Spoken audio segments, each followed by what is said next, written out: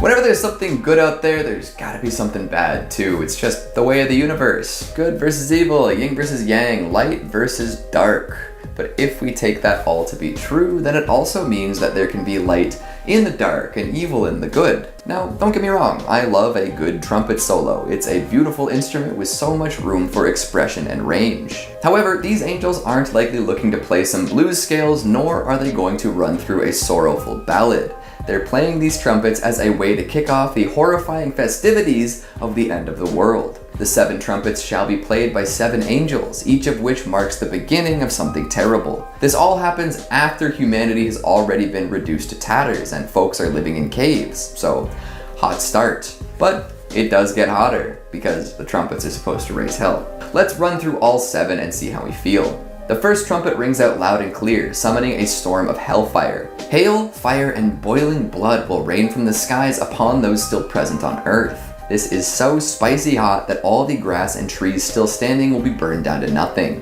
Anyone outside of their cave dwelling will be cooked too. Now, you might be thinking that the sea is a good, safe place during all of this, but not so. As the second trumpet begins the process of breaking down a burning mountain and sending all the pieces into water, reducing the wildlife to blood and destroying any human-made vessels. Trumpet number 3 fells a star named Wormwood, sending it careening down to Earth. When it touches down, it poisons a portion of all the waters on Earth, whether they be rivers, lakes, oceans, or streams. There are stark few comforts left at this point, but things can get worse. All of the light from the sun and stars disappears at the sound of the 4th trumpet, which can't be very well received by the folks still surviving. After darkness reigns, an eagle will swoop down and warn folks of the next trumpets and their consequences. Number 5 brings about another fallen star, this one carrying a plague of locusts that are meant to torment any non-believers. Now here's where things get really dire. Trumpet 6 unleashes 4 very special, very violent angels. This fearsome foursome will send 200 million horsemen down to Earth to cut through a third of humanity using fire, smoke, and sulfur.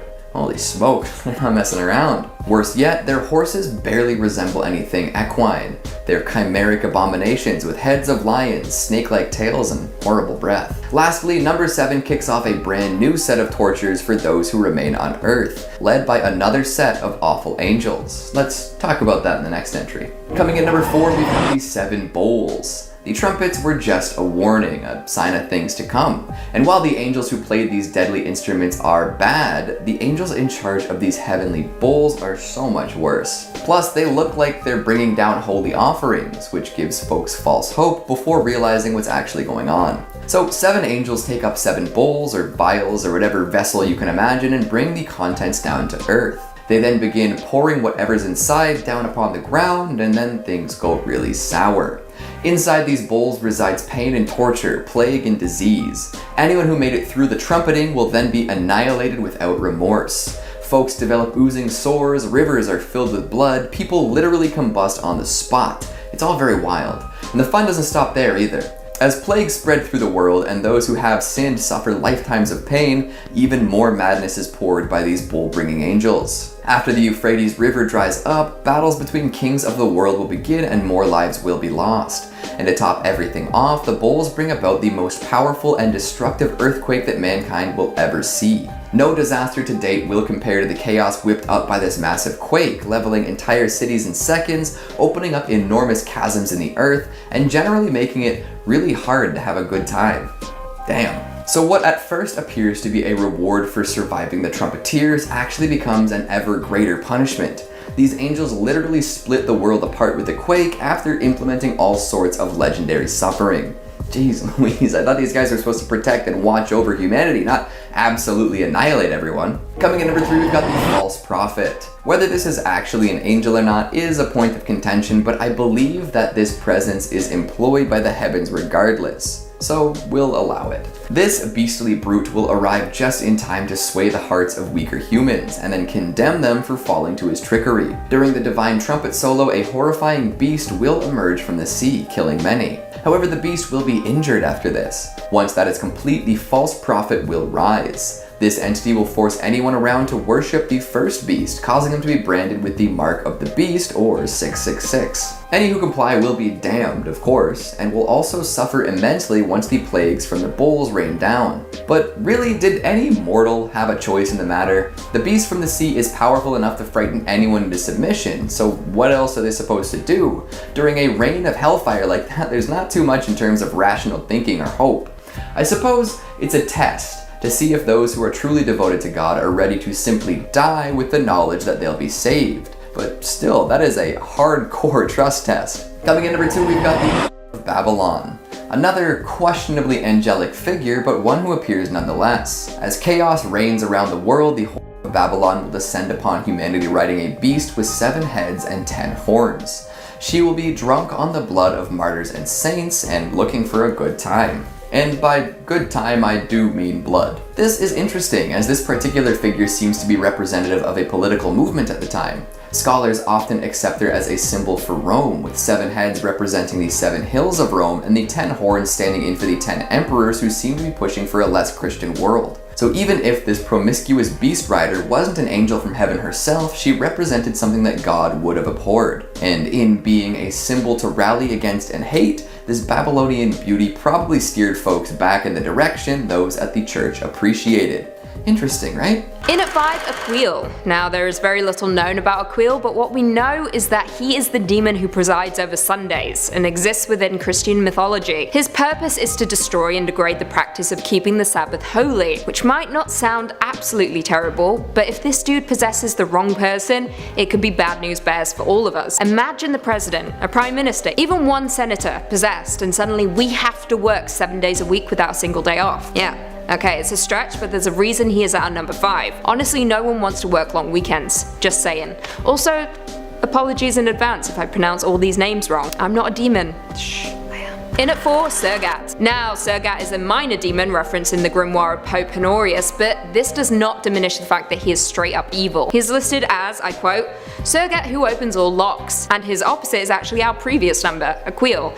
So before we even get into this demon, we should discuss how many demons are actually mentioned in the Great Grimoire of Honorius. Who was he? Historians aren't even sure, but they do think that he was Honorius III, who was the Pope from 1216 to 1227. Now, no one is quite sure if he wrote the book or not, but he is famous among popes for deliberately conducting ceremonies to summon demons so he could banish the demons back down to hell. A little odd. This dude does not mess around. Now, how does Sergat come into play? Well, as previously mentioned, he makes appearances in the Grimoire of Honorius, and he is incredibly deceptive and cunning, making him one of the most terrifying demons throughout history. And in the Bible. Yeah, he's there too. Now, as quoted before, this dude is known as the one who opens all locks, which essentially means he is capable of understanding and opening any and all locks in the entire world, making it almost impossible to escape him or conceal yourself from him. When someone becomes Sergat's target, he relentlessly pursues them no matter how hard they try to escape, and once he reaches his victims, he frightens them by presenting them with images that result in them going mad. Yikes,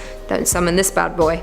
In at 3, Agarus. Agarus is a demon described in demonological grimoires as a duke, under the power of the East, an old man riding upon a crocodile and carrying a hawk on his fist. Agarus is known to teach languages, however he also stops and retrieves runaways, causes earthquakes, and grants noble titles. Now, I shouldn't technically be saying he, because Agarus can be a man or a woman. If the demon is a man, the man is old and riding said crocodile. If the demon is a woman, she is young and angelically beautiful. Now, it's surprising how many demons are teachers. They instruct those they visit or possess, and grant knowledge and power, so I guess it's not all bad. The exorcists seem to miss out that little nugget of information. Now, although this demon is downright evil, he or she will grant you the knowledge of every language in the world. However, the bad news, he or she will only teach you the foulest and most offensive words, so say bye bye to your friends, I guess. Yeah, you'll be educated, but you will be vile beyond belief. So, you'll be me. In at 2, Renove. In demonology, Renove is described as a Marquis and the Great Earl of Hell, hence why he is number 2 on our list. This dude commands 20 legions of demons, making him one of the most notorious demons throughout history, one that you certainly don't want to be messing around with. Now, what makes him quite the enigma is that yes, he's awful,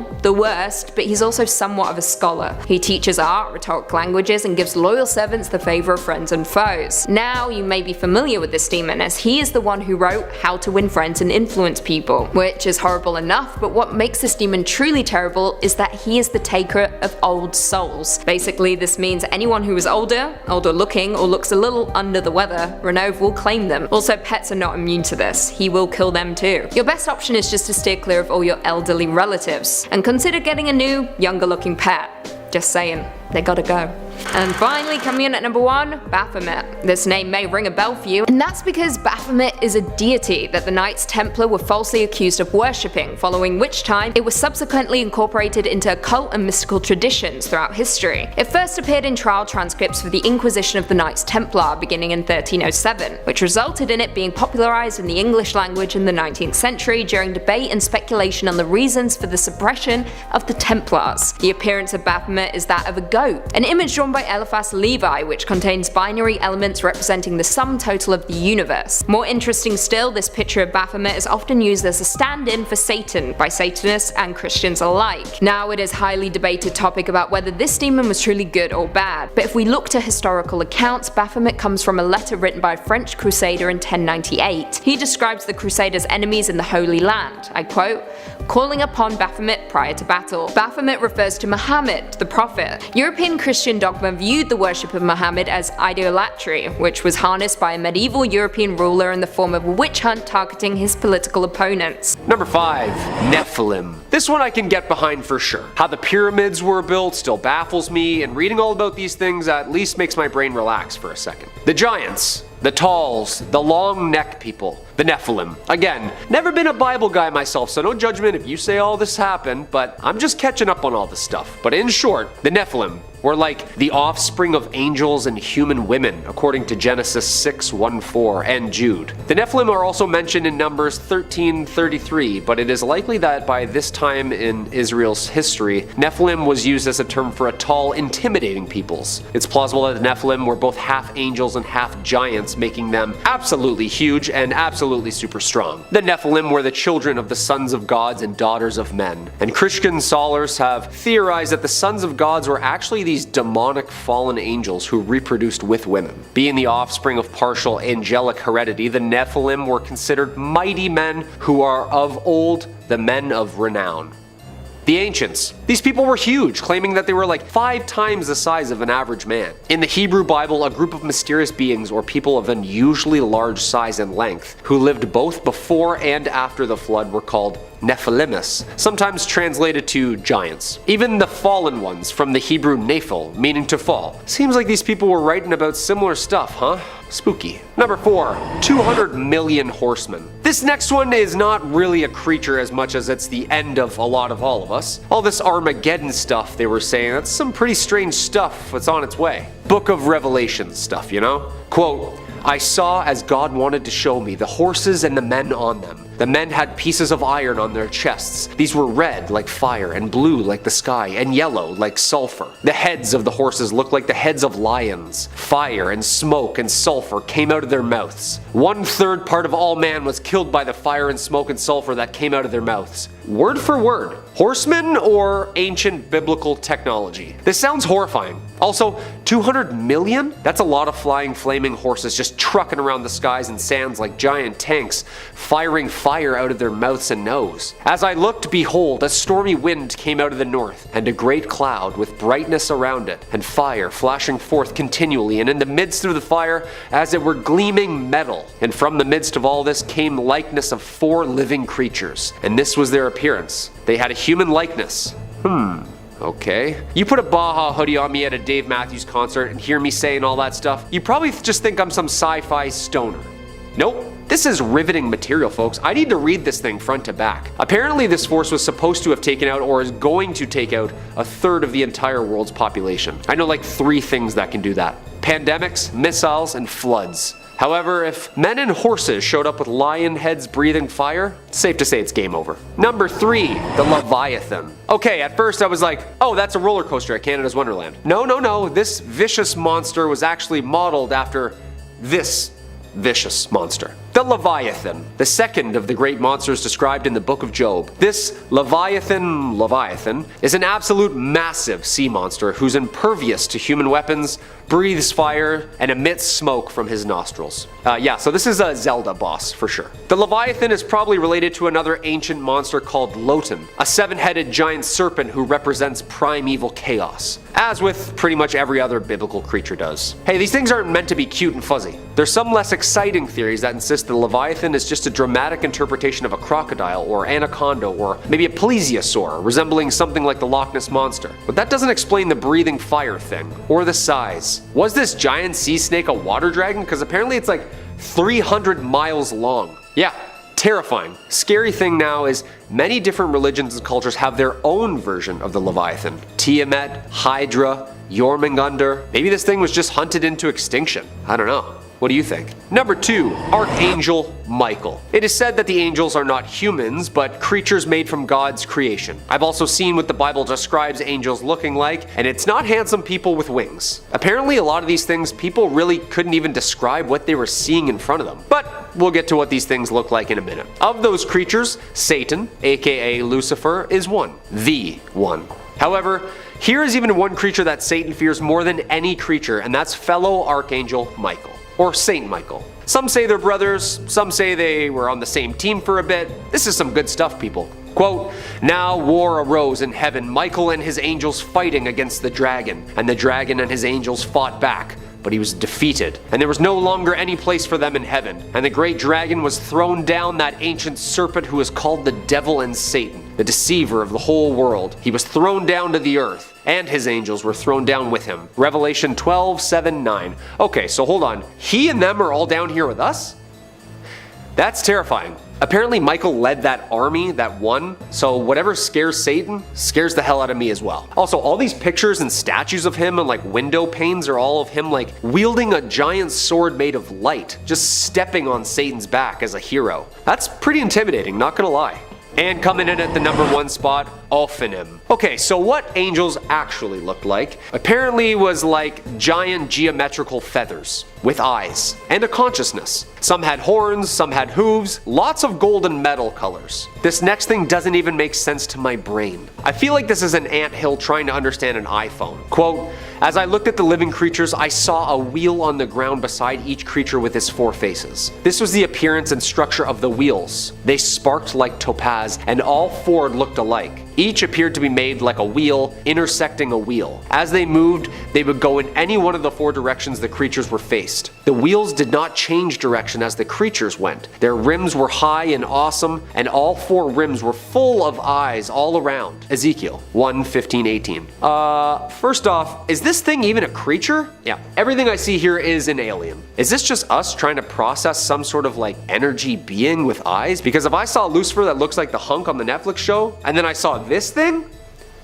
One of the Dead Sea Scrolls interprets them as angels. Late sections of the Book of Enoch interprets them as class of celestial beings who don't sleep and guard the throne of God. Whatever this thing or things are, it sounds and looks absolutely horrifying. How could you paint that on a ceiling? I would just give up and paint wings and a halo as well. For real though, like that is a spaceship of some sort, isn't it? I mean, I understand the times, maybe the science wasn't there, but this thing is straight out of a sci-fi novel. Number 5, the Behemoth. You wanted 5 more creatures, and I wanted an excuse to keep reading this thing. This book is terrifying. Speaking of, did you know that there's a herbivore creature plated in spikes and armor with a tail the size of an oak tree, head like a lion swallowing up rivers just roaming around back then? Yeah, apparently. The Behemoth. This Goliath of a beast was one of the first talked about. Not the first beast, that's a completely different thing. Also terrifying. The Behemoth. God's secret weapon, and apparently the first thing he created. Hadn't made us in his image yet, so this hippo tank Elder Scrolls boss was what God went with. One of the most popular and revered creatures in the Bible. Quote,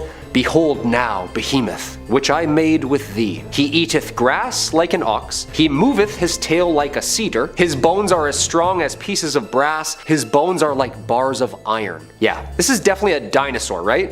Right? Scholars seem to think that the behemoth is an aggressive exaggeration of a large hippopotamus or rhinoceros. Opening up its mouth and swallowing a river could literally mean it's just an animal thirsty. In 2003, French scientists working in Pakistan claimed to have discovered an extinct species of rhinoceros called a Balak Ethereum, which was much larger, much scarier, and matched the physical description given in the Book of Job. Yeah, that's terrifying stuff. Number 4, cherubim. These cute flying baby angels we see on soap ads and bottles are a lot scarier and much more sinister than the blonde cupids we're used to seeing. The cherubs, or cherubim, are God's throne bearers and appear over 90 times in the Bible. The Hebrew text says cherubim is a celestial winged being who represents God's spirit on earth and symbolizes the worship of God. In Ezekiel, cherubim are described as angelic creatures with 2 sets of wings and 4 faces: lion, ox, human, and eagle. Okay, this is getting scarier and scarier. The 4 faces of the cherubim apparently represent the 4 domains of God's rule. The lion represents wild animals, man represents humanity,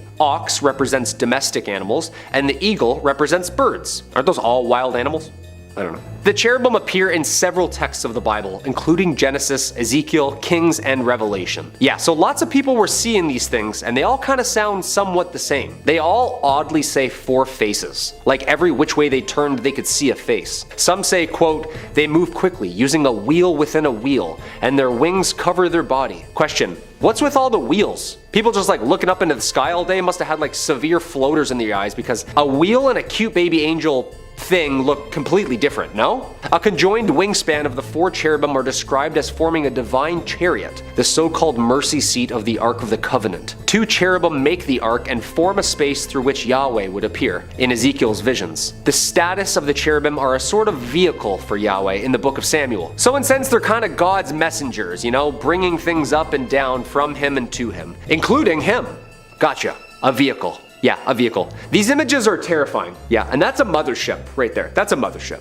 Okay? Number 3, unicorns. Hold up. This is scarier than the devil, right? Unicorns? Really? Oh yeah. No, not the glittery ones with Farrah Fawcett hair like Hercules rides. More like a firstborn bull. Giant, with a huge spear on its head. He has majesty, and his horns are the horns of a wild ox, and with them he shall gore the peoples, all of them, to the ends of the earth. Okay, yeah, that's really aggressive. I guess unicorns were a little bit scarier in the Bible, huh? A couple times these things are brought up too. It seems like a lot of people were seeing these. Yeah, I'd say a hunk in a suit on a television series is much less scary than a monster horse goring you to death. A ram is mentioned 9 times in the Hebrew Bible. It's been translated to unicorn in the King James Version, and some translations as oryx, which was seen as a wild ox or rhinoceros. Quote, and the unicorn shall come down with them, and the bullocks with the bulls, and their land shall be soaked with blood, and their dust made fat with fatness. Yeah, harsh. I mean, rhinos and other single-horned animals do this.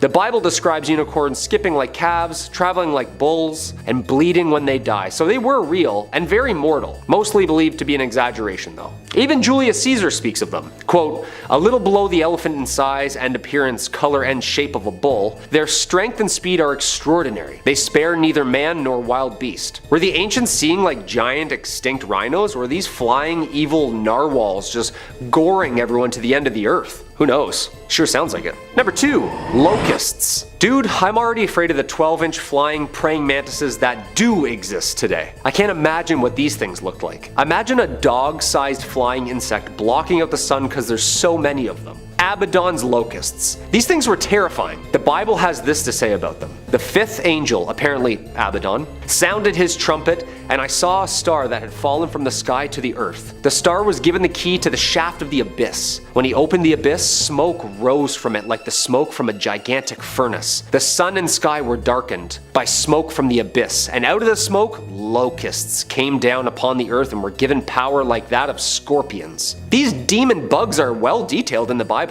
They're described as, quote, horse-like creatures preparing for battle, adorned with crowns of gold above their head. Their face is like a man, but woman's hair with lion's teeth. Their body was locust-like, covered with iron breastplates. They have scorpion-like stings on their tails and razor-sharp claws, and the sound of their army will be like 1,000,000 horses marching to the battlefield. Dude, that's a locust?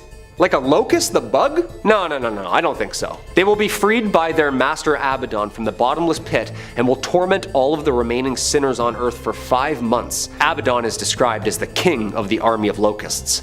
Yeah, guy's really into bugs. Yeah, that's like some Fear Factor stuff right there. Just like a million bugs swarming you? No thanks. And coming in at number 1, the dragon.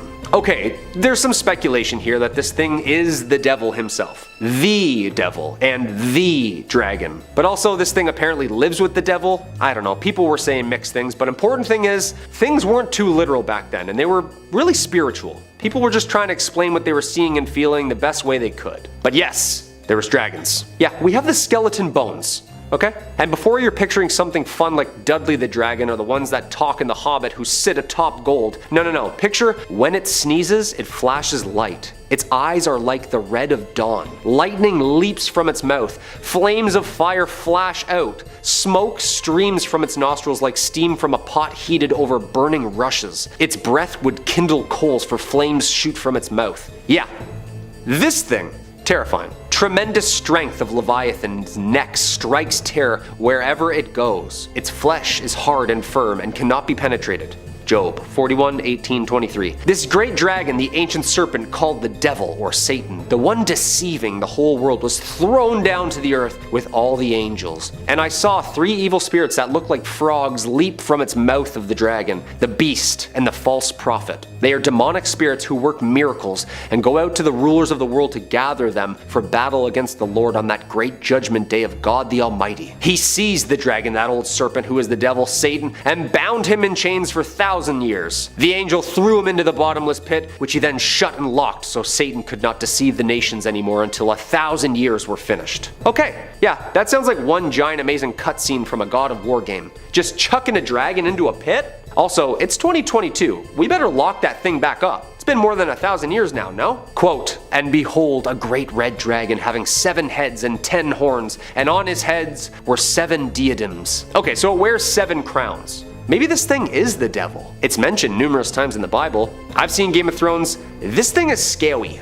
Yeah. In at 5, Mammon. In the New Testament of the Bible, Mammon is a fallen angel. His name is thought to mean money, material wealth, or any entity that promises wealth. He's essentially the embodiment of the cardinal sin, greed. Sounds like a swell guy. He is associated with the greedy pursuit of gain. I quote, "You cannot serve both God and Mammon." He is often personified as a deity and is included amongst the 7 princes of hell. According to some readings, he is the son of Lucifer himself, conceived before his father fell from heaven and born after he was sent to hell. Before his fall from grace, I quote, "He was more interested in heaven's golden pavement than its celestial leader. From the underworld he comes up with schemes to manipulate humans into adding to his fortune. He is supposedly so powerful that innocent humans can be corrupted by him, adding to his treasures and fortunes instead of virtues that they can carry up to heaven." In at 4, Abidan. Abidan is known as the angel of the bottomless pit, one of the many fallen angels we have on our list. In the New Testament book of Revelation, they are described as the king of an army of locusts, as well as Destroyer, the angel of the abyss.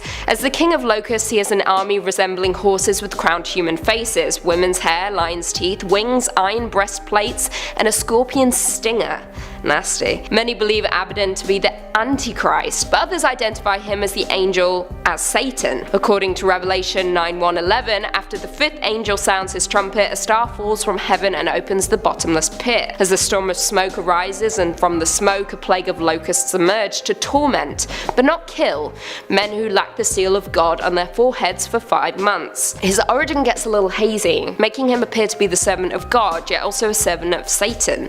Guess it's up to you what you believe. In at 3, Bigor. Bigor, along with a few other numbers on our list, is a demon and one of the 7 princes of hell. His powers are of seduction, seducing people with money and inventions, promising endless riches. His role as a demon is to turn humans against each other through means of wealth. He uses our gluttonous desires to drive man to evil, promising fortune in the end. Other reports label him as hell's ambassador to France. odd title, and his adversary is Saint Mary Magdalene, one of the patron saints of France. His origin is that of a fallen angel and a false god that Moses handed down the death penalty for worshipping. He was dispatched to earth by Satan to deceive mortals, often taking the form of a beautiful woman, typically naked. Although sometimes he can appear as a demon, sporting leathery flesh, horns, sharp teeth, and a gaping mouth, ready to destroy mankind. In at 2, Beelzebub. Identified in the New Testament, Beelzebub is the prince of demons. He holds a high position in Hell's hierarchy and supposedly led a successful revolt against the devil. He is the chief lieutenant of Lucifer, the emperor of Hell, and is often placed among the 3 most prominent fallen angels, the others being Lucifer and Leviathan. He is capable of flying, which is the worst, and is known as the Lord of the Fires or the Lord of the Flies. Beelzebub is rumored to be responsible for many demonic possessions throughout history. One of the most famous is the possession of Anneliese Michael, a teenager who was diagnosed with epilepsy before a number of exorcisms were later performed, eventually resulting in her death. Beelzebub was also believed to be sowing his influence in Salem, Massachusetts. His name was repeatedly mentioned during the Salem witch trials. And finally, in at number 1, Lucifer. In classical mythology, Lucifer, meaning the bringer of light, was the name of the planet Venus, though in many cases Lucifer was represented as a winged child pouring light from a jar, or even a man bearing a torch. Now in Christianity, as we know, Lucifer became so obsessed with his own beauty and intelligence that he began to desire the honor and power that belonged to God, corrupting him and forcing God to cast him down to the underworld. It is also noted that once he was cast down, he changed his name from Lucifer to Satan, meaning adversary, and following the second coming of Christ, he was bound to the pits of hell during the 1,000-year millennial kingdom over which Christ ruled. All in all, Satan is widely known as the devil himself, an evil entity that seduces humans into sin. He possesses power over the fallen world and a host of various demons. In Judaism, Satan is regarded as an agent subservient to God. There is no answer to whether Lucifer and Satan are 2 separate entities or whether Lucifer's fall from heaven created Satan, but an examination of several passages reveals that he can be none other than Satan, the devil himself.